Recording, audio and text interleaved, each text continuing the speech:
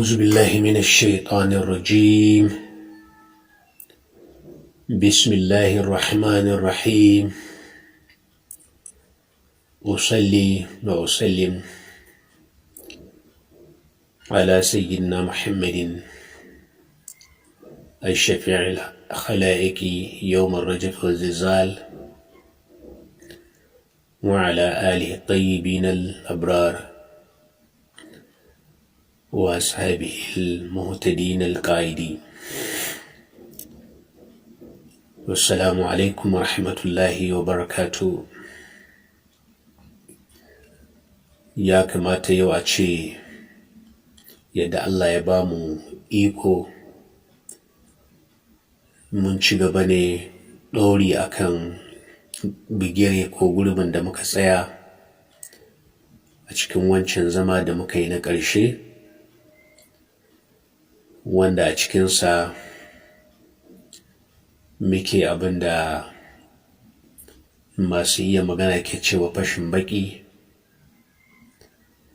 akan wato su maja ko ashabi shimali, waɗanda ɓangaren da suke sanye da rigar tijaniya. A kansu ne na fara ɗauko tarihin yadda ake gudanar da lamura cikin tsari na maja ɗin, wanda muke gani a yau daga wancan ya samu tushe, shine yake ci gaba kuma inda wannan lamari zai faru gobe. Mun sani in dai da a gaba kwanuka masu zuwa ko watanni masu zuwa ko shekaru masu zuwa wani abu irin wannan zai sake faruwa, da za a samu gungun makiya Allah, gungun hizbin shaidan su haɗu suna yaƙar Allah da mutanen da bayinsa na gari. To ai mun san za mu kira shi cewa wato ‘ya'ya ne na waɗannan maja na yau. To haka kuma su ma wanda muke ganin nan a yau, shi yasa na ɗauko tarihi ‘ya'ya ne da jikokin na jiya, damancin an yi shi. To ya kamata ce mun ɗora akan wannan. Sai dai Allah da ikonsa, albarkacin ɗan wannan zama da muke yi muke ganin sa a matsayin shirme da shiririta, to sai kuma lamarin ake cewa yana zagawa yana kaiwa inda ba ma zato. To kuma lamarin yana gazgatuwa akan haka, la'akari da irin saƙonni da muke karɓa a rubuce da waya. To a cikin saƙonnin ne wasu abubuwa kuma sababbi kan shigo, waɗanda kuma suke wajaba a yi wa wata turka hanci. To wannan ya sa kafin kai tsayin faɗa cikin waccan magana, wato ci gaba da fasa baƙi ɗin akan su ashabu shimali, waɗanda ke sanye da rigar tijaniya. To akwai abubuwa guda biyu ko uku da ya kamata ko suka wajaba a ce na ba da amsa kansu. Na farko, kusan wasiƙu wanda ake rubutowa a waya wanda na karba, da kuma waɗanda suke kira a yi magana da su baki da baki.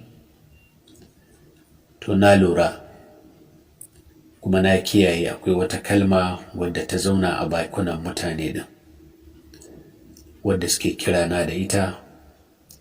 Kusan kashi 8 daga 10 na duk waɗanda na karanta saƙonninsu ko kuma suka kira waya muka yi magana, sai sun ambaci wannan kalma.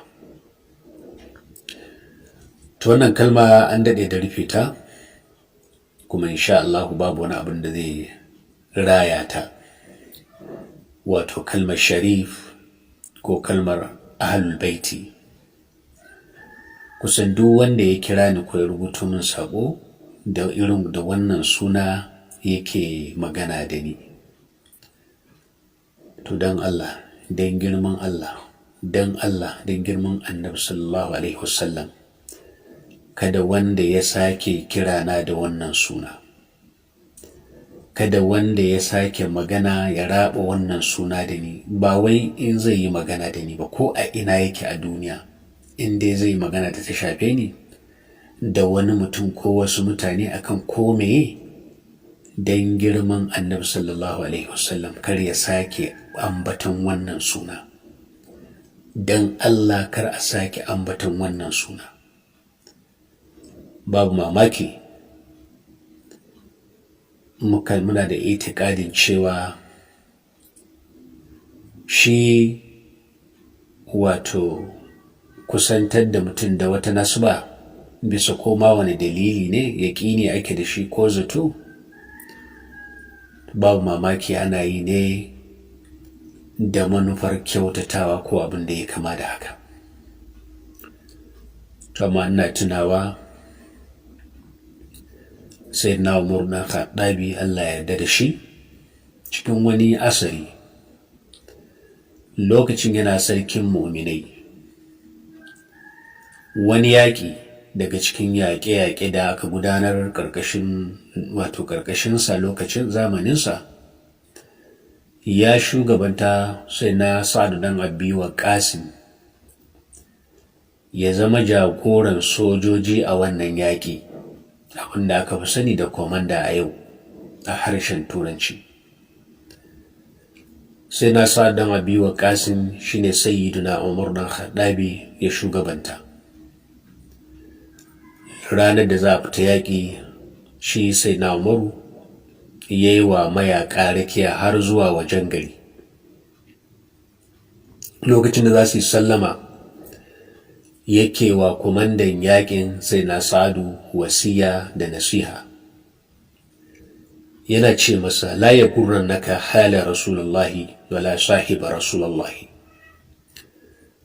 Sa'adu, kar ka rudu cewa mahaifiyarka yar uwar manzon Allah ce, wannan kar ya rude ka. Kar kuma ka rudu cewa kai sahabin manzon Allah ne, wannan kar ya rude ka. Saboda Allah bai da alaka da wani bawa face shi mahalicci ne, bawa kuma abin halitta ne. Don wannan mafita ita ce ba taƙama da nasba ko taƙama da suhuba ba. Mafita ce ita ce ji sayyidina Umaru yace da Sa'ad dan Abi Waqqas, mafita ita ce ka duba da kyau, ka lura da duk abin da kaga manzon Allah na kansa, ka rike shi ka zauna a kansa. Duk abin da kaga manzon Allah ya juya wa baya, ka juya masa baya. Wannan ita kadai ce mafita, ba nasaba ko suhuba ba. Bayan Allah, bisa lura da wannan,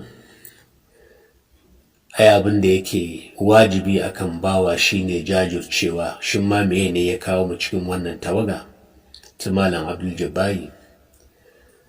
Ai shine kokawar tsayuwa inda manzon Allah ya tsaya ya kuma tsaye da mu, shine abin da ya kawo mu. To babu wata karama ko ɗaukaka ko girma da ya fifici wannan.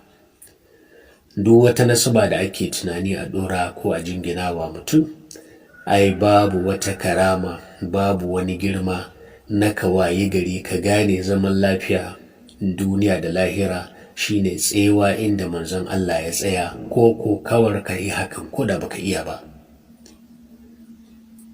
To a kyale wannan kurum ya ishe mu karama, ya ishe mu ɗaukaka, ya ishe mu girma, ba sai an kira mutum da wani suna ba. Don Allah kar a sake ambaton wannan suna, na roƙi arziki. Sai magana ta biyu, akwai wanda ina zato yana daga cikin ko dai wakilai ko yaya dai na ashabul kafi, wanda suke kula da lamuran da suka shafi wannan irin abin da ake kira media. To ya turo da saƙo, babu suna, kawai dai da alama yana ba da shawara ne a matsayin masani. Cewa wannan tattaunawa da muke yi ba ta fita sosai,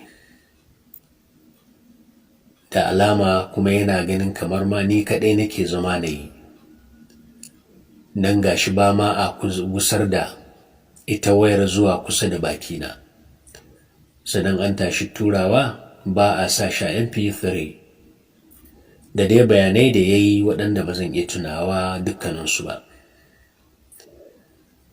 To, na farko dai ba ni kaɗai nake yi ba, hasali ma da ni kaɗai nake yi da al'amura sun tuni sun rushe. Amma dai mutanen da suka nemi wannan zama su suka wakilta na haɗa su da wanda ya kamata su tattauna yadda za a yi, kuma hakan aka yi. Tare da nauyin aikinsa kusan zan iya cewa irin na kofe da na don shi custom ne, amma haka yi wari ranaku 2 a cikin sati yake barin nasa aikin ya zo ofis ya zo wurina. Akwai lokutan da yakan zo tun safe har mu kai magriba muna ofis ɗin, zaman bai sami wa haka zai haƙuri gobe ya dawo. In an dan samu faraga shine za mu wuf a ji dan private office a zauna, kuma matsalar shine ba ma zama ake a tsara lamarin ba, ya zama tartiban, ya zama cewa akwai nizami. Da ya zo kawai mun samu faraga zan je in zauna ne waridi gwargwadon abin da Allah ya sa na iya haskowa, na iya hararowa, shine kawai nake tattaunawa. Na yi na in samu faraga da zan tsara lamarin, don kamata ma yi a ce har nazari ina yi, har abin da bature yake kira bita, abin da ake kira rehearsal ina yi, kuma in nazzama abin ya dinga zama wato a tsare daki bayan daki, saboda duniya ake wa magana kuma ta ilimi. To amma lamarin ya gagara, ya zo haka illa iyaka dai min kiyaye, mun tabbatar ba za mu ambaci wani abu ba sai abin da yake haka yake a gaskiya, haka yake a ilimce. To wannan amsa kenan. To ina dai sanar da wannan dan uwa ba ni kadai nake yi ba, akwai masu yi kuma gashi a gabana, kuma da ka turo saƙon na nuna masa ya gani, ɗaukan mataki kuma wannan yana gare shi. Na biyu na uku shine wani dan uwa daga Daura, shi ma yayi nasa bayanai da yake ganin da ni a matsayina yanda ya sani in fara yayewa al'ummar duniya wannan lamari, tunda lamarin nan da ake tattaunawa shi a sanin sa fanni na ne, wato yana magana kan ilimin hadisi, shine musdalul hadis. Da kamata yi mutane su ji a bakina abin nan da ake ta ce ku ce, musamman dai su da suka sani, shin wai a hadisun nan da ake magana suke cewa malam Abduljabbar ya kirkire su babu su, ko ko wasu suke riya cewa fassarar ce dai aka gayyara ta, wai mai gaskiyar lamarin nan ne? Shi da ya fi kishirwa ya ji wannan a bakina. To wannan alhamdulillahi ba zan ce ba zan ce a'a ba, gaskiya ne kusan fiye da kashi 70 na karance na maluma na kashi 70 in akwai din malaman ilimin hadisi ne cikin Najeriya da waje. Har lokacin da na je Turai karatu na nemi malaman hadisi, wannan gaskiya ne, amma ban ce ni na san hadisi ko na san ilimin hadisi kuma yadda yake faɗa. Amma gaskiya ne a fannukan musulunci waɗannan fannuka biyu su na fi mai da hankali, sufanci da ilimin hadisi. Kuma dadin dadawa albishirin shi mai wannan magana, su kansu wato abokan tinja din naku Katsinawa a matsayin ku na Daurawa, su kansu asalin wannan tawagar da suka zo, abin da suka sa a gaba suka fifitawa shine wannan fannin da ake magana a kansu fa fanni na ne. Menene zan faɗa a kai? To abin da ya sa ban kula da wannan lamari yanzu ba, illa iyakar in an zo ƙarshen wannan tattaunawa, to shine ya kamata in buɗe wannan shafin in yi magana. Na farko abubuwa guda biyu nake son bawa wannan bawan Allah amsa. Na farko shine ita fa wannan matsala baki ɗayanta wacce dai ake cikinta yanzu, ɓangare ne, ɓangaren wanda suka taso da maganar nan fa ba maganar ilimi suke ba, babu wani abin da ya shafe su da ilimi, ba maganar addini ake yi ba fa abin da ya shafe su da addini. Wallahi azimu ba magana addini ake ba, su ma kuma sun san ba da sunan addini suke yi ba.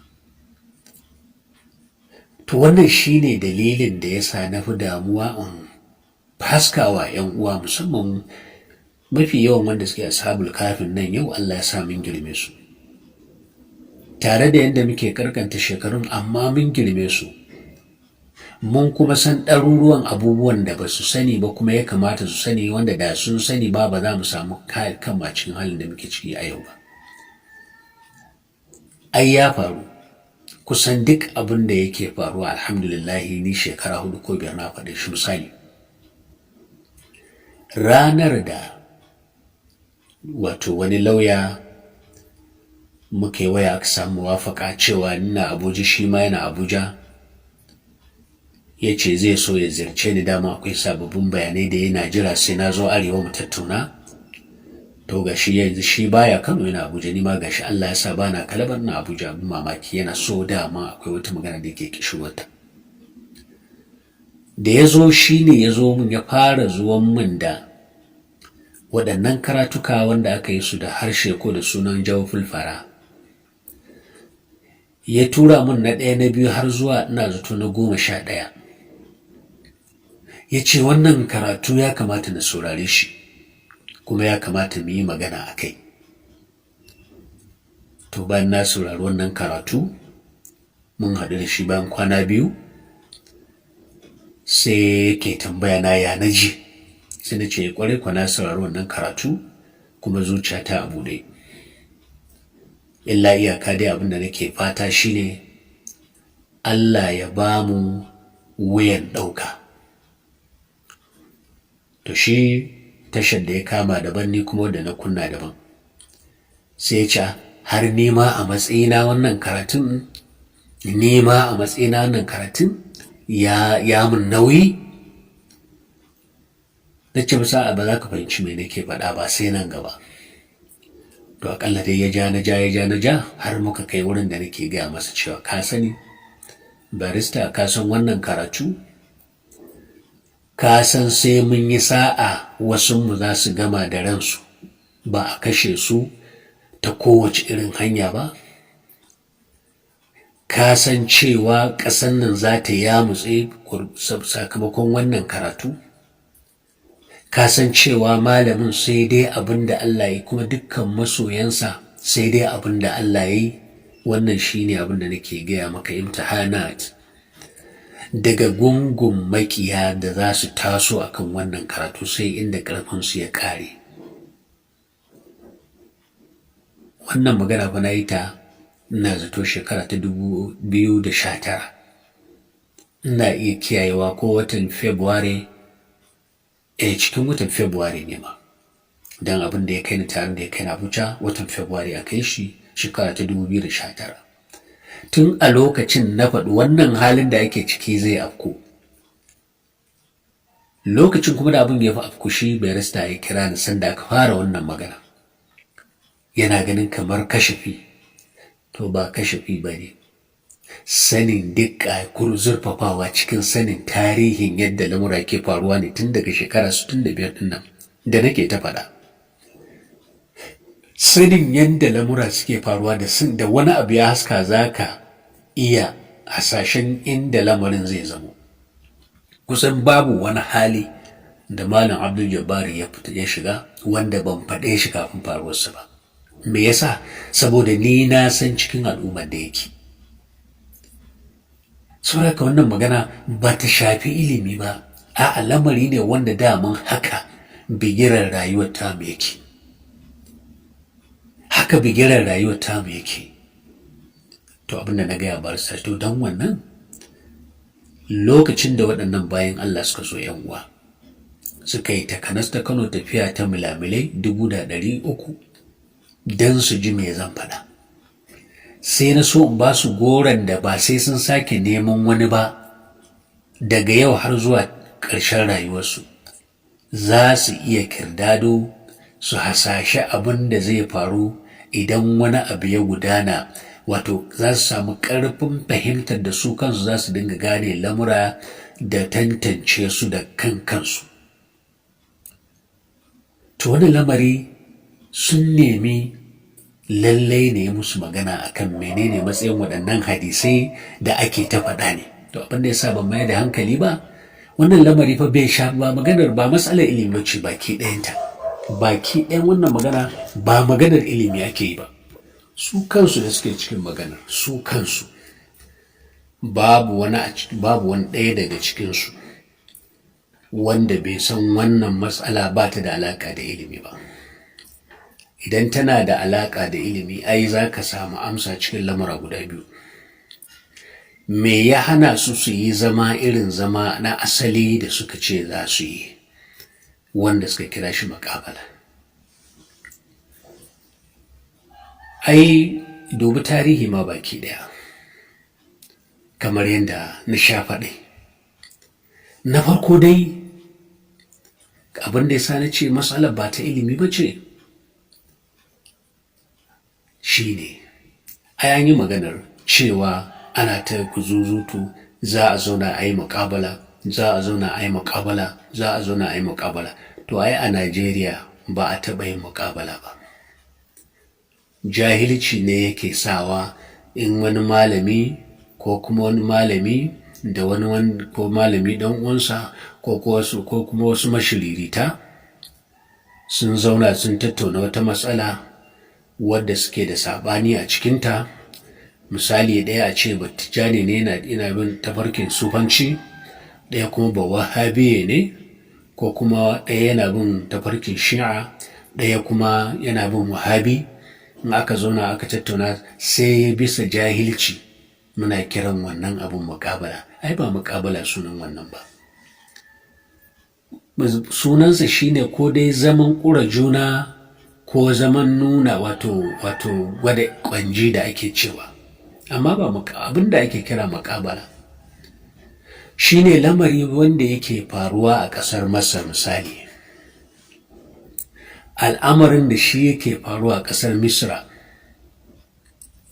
Wato abin da ke faruwa a Masar shine kamar wannan lamari na malam Abduljabbar da ya taso, ya furta wasu kalamai da aka samu wasu kannuka suna haushi cewa wannan lamarin ba addini ba ne, wannan lamarin shazi ne. To idan an samu matsala irin wannan a Masar, yadda ake gudanar da ita shine idan matsala irin wannan ta samu,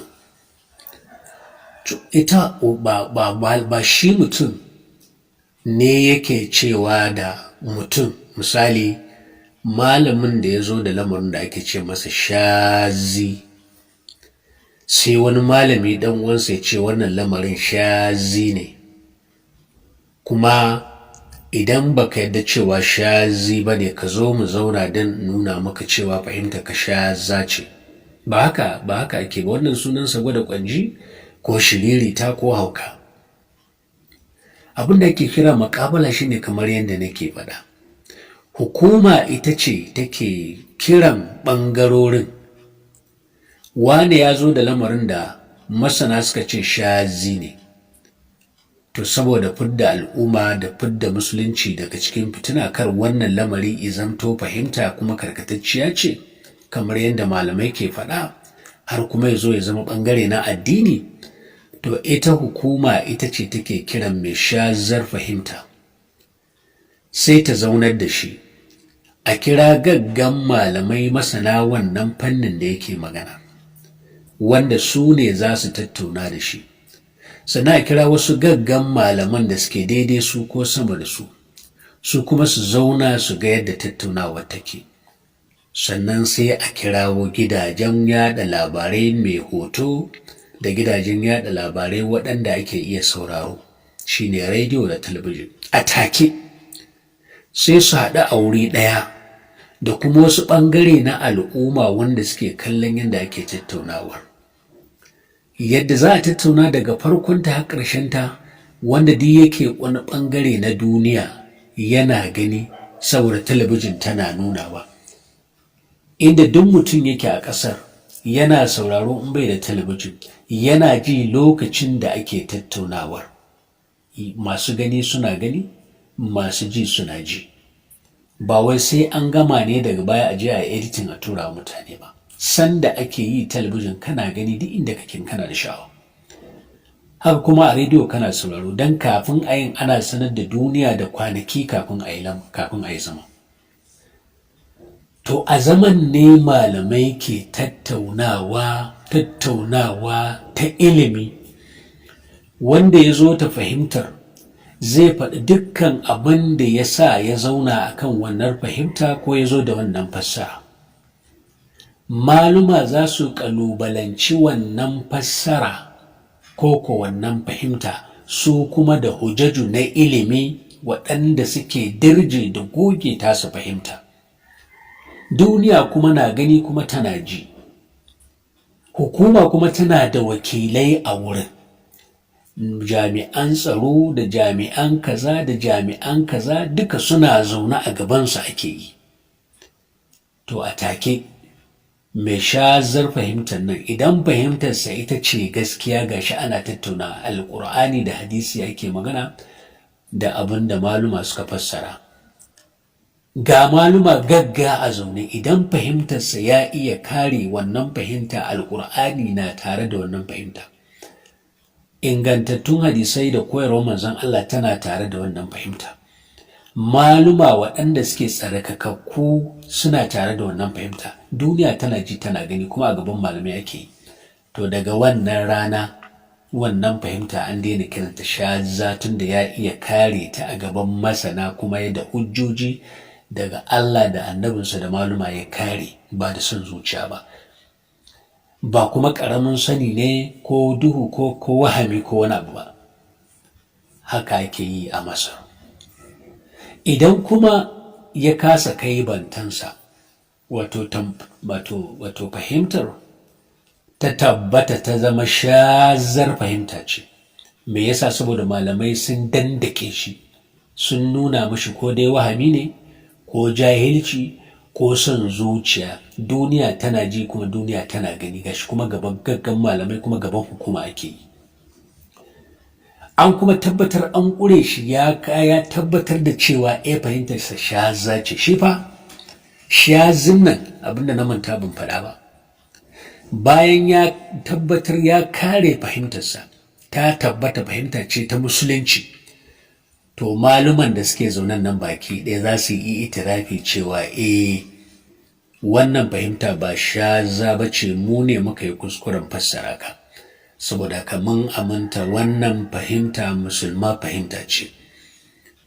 Haka idan shi aka kayar, ma'ana ba kuma kayarwa ba, fahimtarsa aka dirje, shi ma zai faɗa ya ce yanzu ya fahimta ya yi mummunan fahimta ko ya samu wahami ko abin da ya kama da wannan.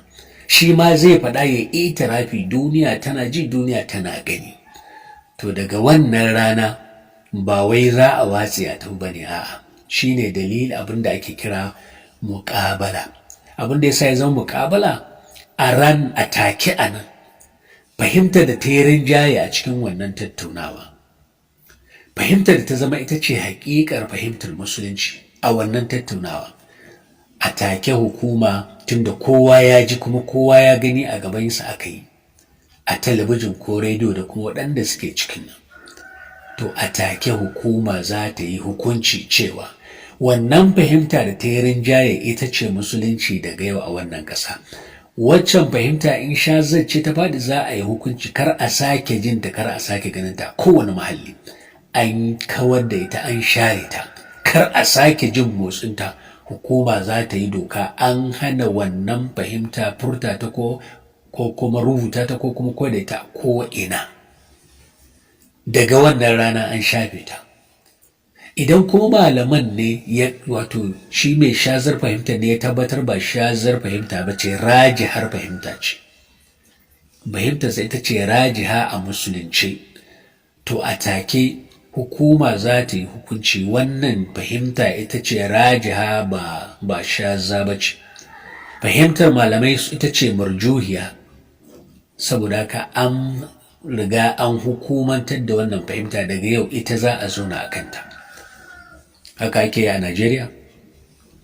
Ani na so akwai muƙabalan ma da zagi ake yi, kuma babu wata muƙabala wani abin mamaki wani mutum ma da zai ce zai zauna da wahabi ya magana. Shi dai ba wahabi wannan wanda yake cikin ɗan baki wanda yake Afirka mai dama ba wahabiyan Saudi Arabia zai baka mamaki.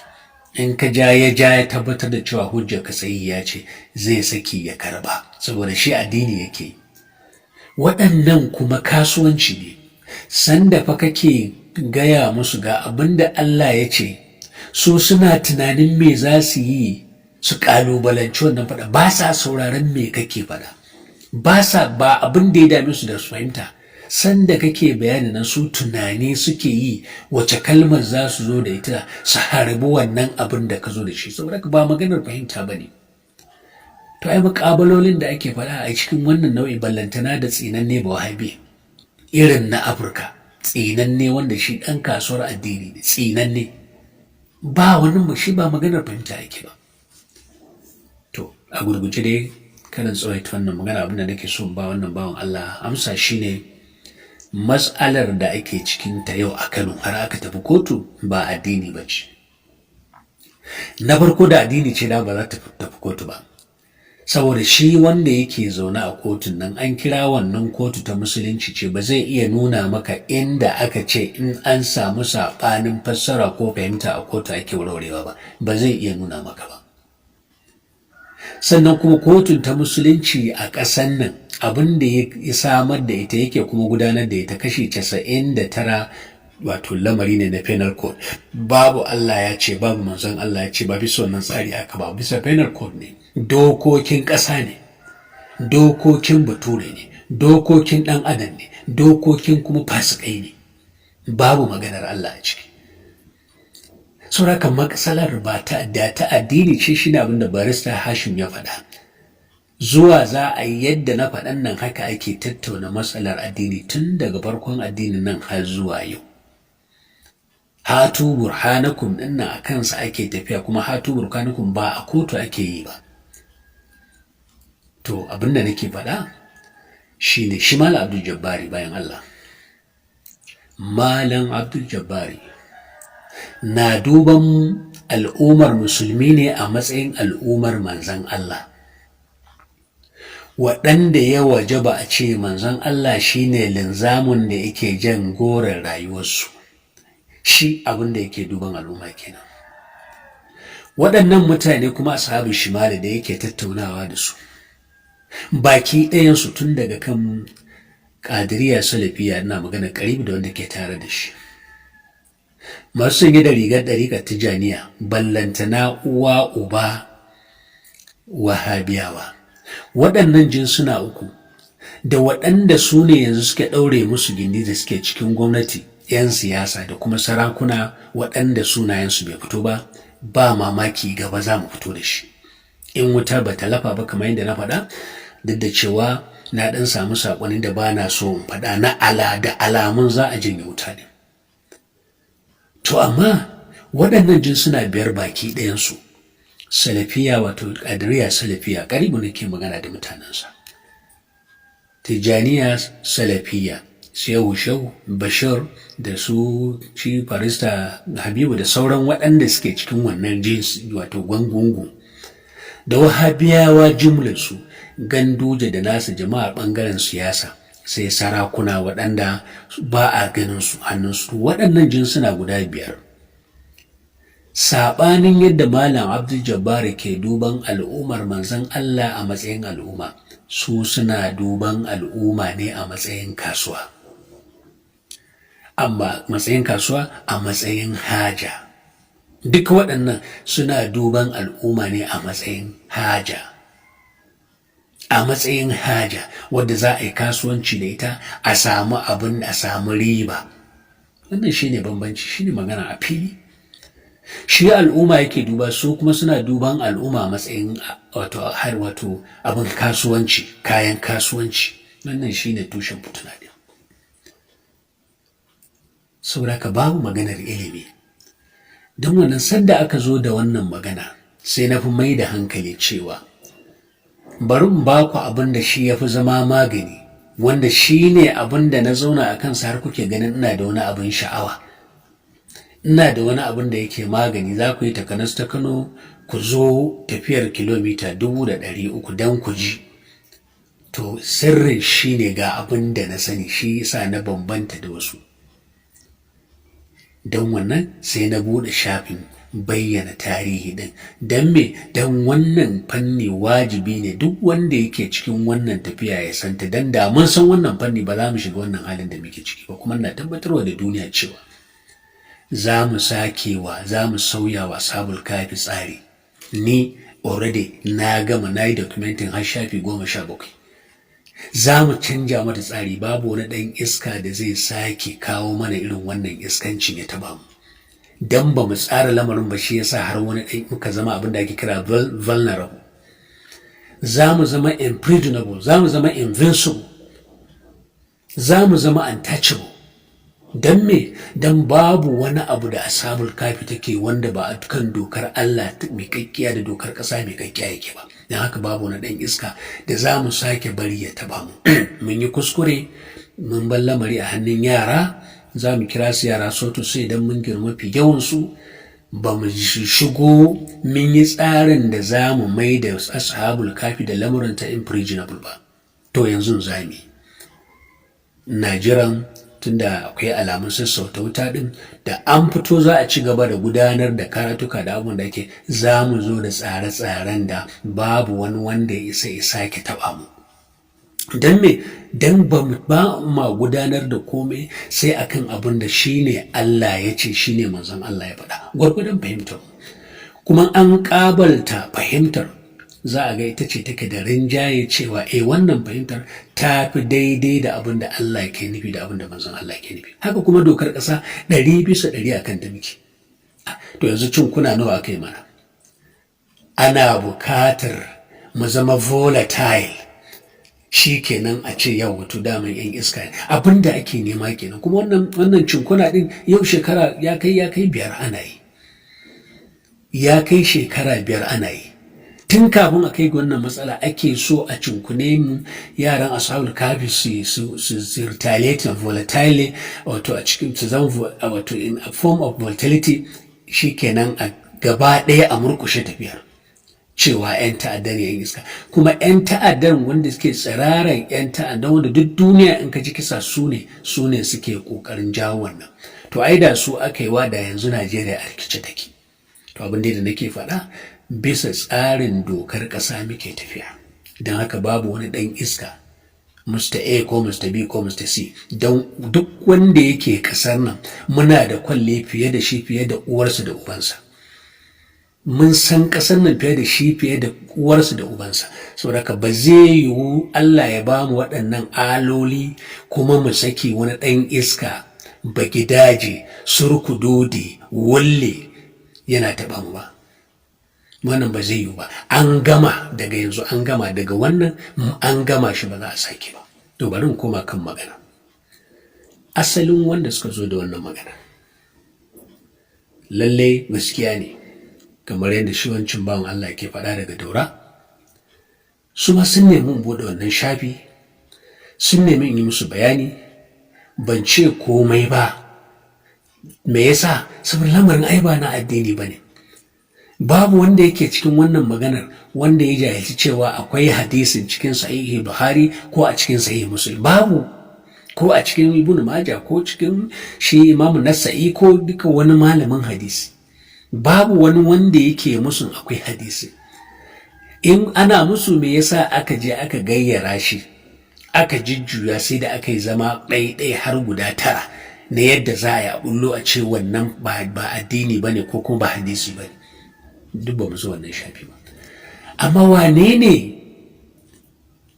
wanda yake da rai, musamman wanda Allah ya wa arziki ya bi hanyar da muka bi, na nufin fanni na mustalahul hadis. Duk wanda ya karanta wannan fanni ya yi ninkaya mai zurfi gwargwadon irin wadda Allah ya kaddara mana muka yi, ai ya daɗe da ƙoshi da sanin cewa sahih Bukhari da Muslim ba a saukul kutub ba ne. ya daɗe da sanin wannan. Me yasa? Shi ne na farko, ai daga hadisai kusan 100,000 ne aka ce sun dawo 7,000 misali. A wannan akwai ma'auni. Me yasa aka rage? Me yasa aka tace daga 100,000 ko 100 da wani abu suka zama 7,000 su ne ya fi kamata a saki? Me yasa?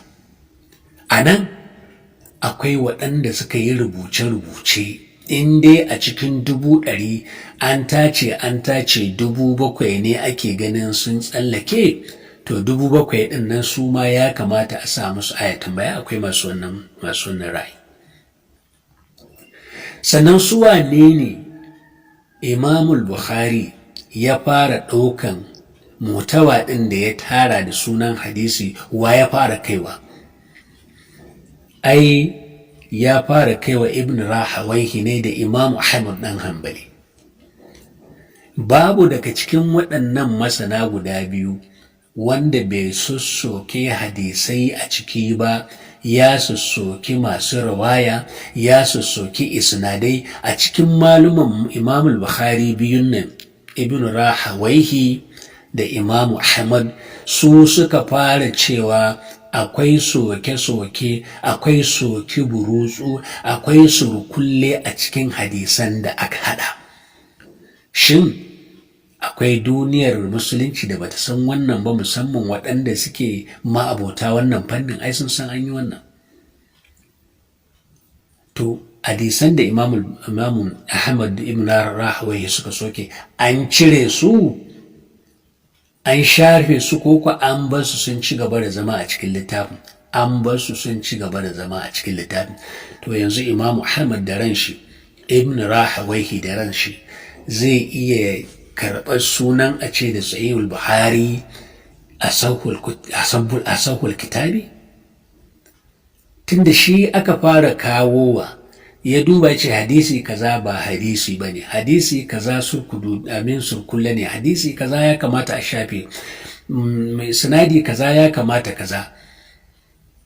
Tunda ya san akwai wannan, kuma da ibada bayanin ba a cire ba, ba zai iya amanta ka kira Sahihul Bukhari da sunan asahul kitabu ba.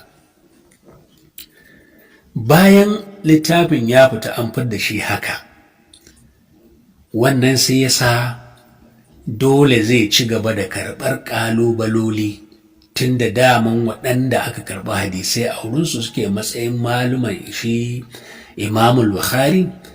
Daman ya kawo musu ne neman albarka, kuma su yi bayanin inganci ko rashin inganci, suka kuma sauke haƙƙin Allah, suka nuna musu da kaza da kaza da wani da kaza da wuri kaza ba sahihai ba ne. Abin nufi a fitar da su, waɗanda suke ganin ingancin a bar su. Gaya min abin da Abduljabbar yake sabanin wannan. Shi Imam Ahmad ya fara, shi Ibn Rahawayhi ya fara. Da ba a cire waɗannan littattafa ba, shine illa ta ci gaba. Abu Aliyu Al-Ghassan, akwai wanda ya jayaci irin fata-fata da littafin Sahihul Bukhari da Muslim? Akwai wanda ya jahilci wannan? Imamu Daruqutni, akwai wanda ya jahilci rubuce-rubucensa cikin munana dubban hadisai a cikin Sahihul Bukhari? Abu Amir bin Salah, akwai wanda ya jahilci maganganu na gurɓata abubuwan da suke cikin Sahihul Bukhari? Shi kansa wanda ya zuwa ƙarshen su Ibn Hajar, gabanin shi Abu Sa'id ad-Dimashqi. Ibn Hajar shine na ƙarshe, shi kansa da yayi wa littafin sharhi. Akwai wanda ya jahilci abubuwan da suka faɗa, cewa akwai hadisan da ba hadisai ba cikin Sahih Bukhari. To abin da nake faɗa, ai abin da yasa ban mai da hankali akan wannan matsala ba, ai na farko dai alhamdulillah wanda yake magana nan ko yake wannan tambayar ya san nayi wannan magana a wani zama da nayi a garin Daura din, shi na tabbatar wannan yake rifai. Wannan magana kuma na yi da 2010, wannan zama a 2000 har suka roƙa dan Allah wannan karatu da muka yi daga ni sai su, dan a lokacin ban humo 30 ba, a cikin sitting room aka yi ziyara ce na kai, amma yadda aka yi fiɗa akan hadisai suka roƙa don Allah don girman Allah a zo cikin kunzumin mutane a yi wannan karatu a ji tun a lokacin na soke maganganun mani da ne malam Abduljabbar bai yi su ba, wanda su ne shortcut, ba wani ɓata lokaci, akwai kawai kalmomi biyu da ka faɗa an zauna lafiya an san cewa ba a sauna fito ba ne. To amma abin da ya sa ban yi wannan magana ba saboda ba fanni ba magana ilimi, magana ilimi ne ai duk wanda zai magana ya san magabata 1 2 3 10 20 30 dukkaninsu kuma waɗanda ake kira authority cikin al'amarin ilimin hadisi sun riga sun soke wannan littattafai. Duk ma'abocin ilimi sun haka magana ta ƙa'ida ta malaman usulu, a ƙa'ida ta usul wannan ai zai zama tahsilul hasil, babu bukatar al'amarin da aka tattauna shi a ƙa'ida ta usulu an riga an tattauna shi a fagen ilimi, wane ya ce wane ya ce a'a, to ba a zuwa a sake tattauna shi da baki, sai dai a koma ka duba cikin abubuwan da aka rubuta wanne ne rajihi wanne ne murjuhi. Jahili shine yake maimaita matsala da ta daɗe da an daɗe da ya mata jana'iza an rufe ta, kabarinta ma ya diddige babu alamunsa. Wannan matsala ta soke cewa ba a san lokutu bane Buhari da Muslim, ai inda aka binne wurin yanzu ba wanda zai iya nuna kabarin, alamun kabarin babu, dan wasu wuraren ma an yi tituna tun a kansu. To wannan shine amsa da nake son bawancin bawan Allah na Daura. Ban yi wannan magana ba, ban mai da hankali a kanta ba. Dalili shine saboda ainihin matsalar ba matsalar ilimi wacce ita dai wannan wanda ake kai, shi malam Abduljabbar shi ke gudanar da ita da sunan ilimi, amma waɗanda suke jayayya da shi ai ba maganar ilimi ake ba. Na farko dai ɗauke su baki ɗaya jimlar su waye malami a ciki, in maganar malanta ake jimlar su ɗauke su baki ɗaya wane ne malami a cikinsu. Duk waɗanda ake kiransu ashabul shimali wane ne malami a ciki. Na biyu, idan akwai malamai, tunda akwai dattijo wanda lokacin da ya zo garin nan ina zato ya zo Kano, su wahabiya sun nema masa aiki a Kano kuma an kawo shi ne don ya aiki, ina zato ya zo cikin shekara ta 1986. shi ne Ahmadu Bamba. Ya zo Bayero amma ba wannan aikin aka kawo shi ba. To a shi ne ya bayyana da sunan malamin hadisi. To Allah na tuba astaghfirullah, babu shakka sanda ya zo yake haddasani din, ina zato a lokacin ko fasara haddasanin ban sani ba, lillahi wa rasuli, wallahi ban ma san an ce haddasani da larabci me ake nufi ba sanda ya fara yin haddasanin shi. To har Allah Ubangiji ya kawo arzikin haɗuwa da masana har muka zama muna sha'awar wannan fanni ya zama fanninmu. Lungu inda duk na ji malamin hadisi ina zuwa in zauna in saka littafi a gabansa. Har Ubangiji Allah ya sa in na saurari wannan malami sun ji kawai ashar yake, bai ma san inda aka sa gaba ba. Wato hadisi yake fassarawa don ya masa jagora ya isar da abin da yake so ya isar, ba wai yana isar da sakonnin ba ne, duk da cewa yana yin kokari, matukar kokarin da nake faɗa irin yanda aka so ya saki harshe da yake ya sha wani abu da ya shafi sufanci baya iyawa, har yanzu wannan din yana tasiri a jikin shi. Irin abubuwan da ake so ya saki harshe ya yi maganganu na ɓatunci, wancan ta'asiri na zama da mutanen Allah asali ya hana shi, amma dai za ka raina masa matuƙa da gaske yadda yake ɗaukan ingancin wasu hadisai wanda kafin a haife ka shi ya karanta wannan hadisi, amma abin mamaki sai ya zama abin da ake cewa ربما المتأخرين أفضل المتقدمين أفضل من المتقدمين. wannan shine halin da ake ciki. Na raina wa malamin kwarai da gaske tun ban yi zurfi cikin wannan fanni ba sai na fara gane ashe ta gina ba ta shiga ba ne. To in ka cire shi waye malamin hadisi ko kuma wanda za ka sa masa rigar malunta ballantana maganar hadisi, ai shi sa na ce ba matsalar ilimi ba ce, domin inda matsalar ilimi ce, misali al'amarin nan cikin fannin ilimin hadisi ake yin maganar shi, kuma ka ce ya sarku da maganar luga, to Allah na tuba astaghfirullah. Ai ko ranar da aka ce za a je a zauna wannan shiririta da aka kira muƙabala, idan da maganar ilimi ake, to wane ne yake da alhakin tace waɗanda za su shigo a yi maganar da su, wanda su ne za su tunkari malam Abduljabbar? Na farko kenan. Waɗanda za su tace nan, farkon tambayar da za su yi shine wanda zai ƙalubalanta a luga ya samu tahasisi ko ulumul hadis, don su kaɗai ne mutane biyu da za su yi magana da malam Abduljabbar, wanda tahasisinsa luga ne ko tahasisinsa mustalahul hadis ne, diraya da riwaya shi ne kaɗai wannan fagensa ne, domin wani wurin luga yake fassarawa ya yi mata luga, wani wurin ko maganar hadisin ake zalla a ra'i fantashi ko a muru an da shi ma baki ɗaya. To cikin waɗanda suka fito suke haushin nan, in aka ce za a yi zaman, to waye kuma zai tace iware wanda shi ne yake da sultanin a zauna da shi? Me yasa? Saboda tahasisinsa ulumul hadisi ne ko ku tahasisinsa luga ne? Wane ne ya yi wannan tacewa, kuma waye ne zai yi? Kaga matsalar ba ta ilimi ba ce, matsala ce kawai wanda ba za ka iya mata gurbi ba, illa iyaka dai alhamdulillahi muna zama muna fitowa hannu a sannu a hankali, za mu fitowa da mutane menene kanan, kuma mun fara irin bayanan da muka fara, kuma alhamdulillah an ji kafin muna da shaida Amiru Jeshi ya yi magana akan menene Kano din, dan naji an ce bayanan da na roƙa a saka din an saka su, dan mutane da yawa sun kira ni sun ce sun ji abin da malam ya faɗa cikin bayanan da nayi, illa mutane 10 maimakon 10 da na faɗa 12, to ai magana ne na shekaru da na saurari wannan abu, alhamdulillah dai da yake maganar tana nan.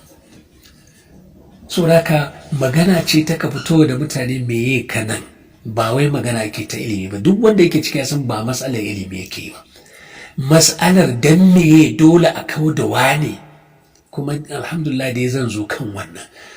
To amsa dai da nake faɗa guje shine yawancin bawan Allah, gaskiya ne ya kamata a ce ni na yi wannan magana, duk da alhamdulillah dai jama'a ba san dangantakar mu da ilimin hadisin ba, to abin da ya sa ban ce open akan wancan ba, saboda matsalar baki ɗaya ba ta ilimi ba ce, kuma na duba na gani wane ne ma'abocin ilimi a cikin su ashabu shimali, na ga babu gaskiya ba maganar malami a cikinsu. Sannan in akwai malamin, to tahasisin su wannan fannuka ne, akwai kuma ma'abocin wannan fanni wanda ya yi kuka ya ce ba daidai aka yi ba, wanda a wannan zamani ya tabbata cewa shi masanin fannin ne ya ce ba daidai aka yi ba, an samu. Wannan shi ne matsalar. Yanzu kai duba zaman da aka ce an yi a gidan shari'a din, ka duba wannan gundumi gagarumin jaki da aka ɗauko aka ce wai shi ne alƙali, gagarumin baƙin a cikin jakunan baƙi, wai shi ne alƙalin tattauna mas'alar ilimin hadisi. To bayan Allah ya ba mu tagaita wannan magana, kawai na ba da amsoshi akan waɗannan abubuwa guda 3 da aka turo min, kuma ina fatan Allah zai sa kiyaye su. Na roƙi a daina kiran kalmar sharif, alfarman manzon Allah, a duba manzon Allah, kar a sake ambaton wannan kalma. Wanda ya turo da bayani akan cewa ni kaɗai nake zama na ya ba ni kaɗai ba ne, kuma wanda yake na nuna masa ya duba ɗaukan mataki kuma yana wurinsa, da ni an yi duk abubuwan da ake nan ma Allah bai sa na taɓa zama na ji ba, na dai haɗa shi da wanda yake masani shi imam malam Ibrahim, na ce duk abin da aka shi ya zauna ya dinga tacewa, to su ya suna yi wallahu alam. Sannan wannan magana ta ya kamata magana kan musulahu, gaskiya ne amma ba matsalar ilimi ba ce wannan. Akwai abin da al'umma ta fi kishirwar ta ji akan wannan magana, kuma Allah da za mu fasa muna tafiya hankali mutane za su ji ina nake ƙoƙarin kai su a cikin wannan matsala. Zan dakata haka insha Allah a zama na gaba kamar manzo Allah sallallahu alaihi wasallam shine za mu ci gaba da magana akan maja tijaniya. Salatu wassalamu ala rasulillahi wa alihi